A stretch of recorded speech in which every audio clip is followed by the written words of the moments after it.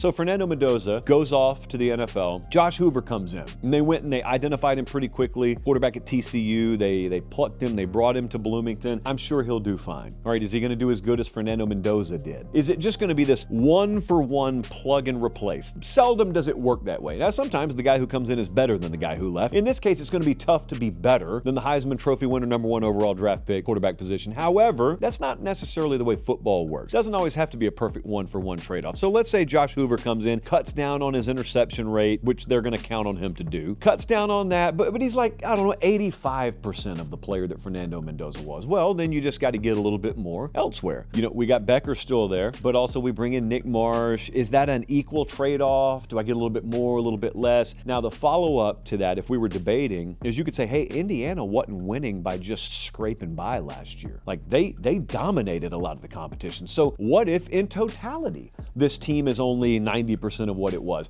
Is that not still good enough to win the Big Ten? Yeah, it would be. That's why I put them at a 9 in my confidence that they can win it. And also, we've never had to talk about this with Indiana, and I hesitate talking about it now, but the whole concept of the consequences of success, which is a phrase that we use on this show a lot, that whole batch of issues that only winners ever discover that you have to deal with. Who knows, man? Maybe Indiana's magic and they're just immune to all that. But because this is future facing, I still have to factor that into the equation. So I'm going to put a 9 on Indiana.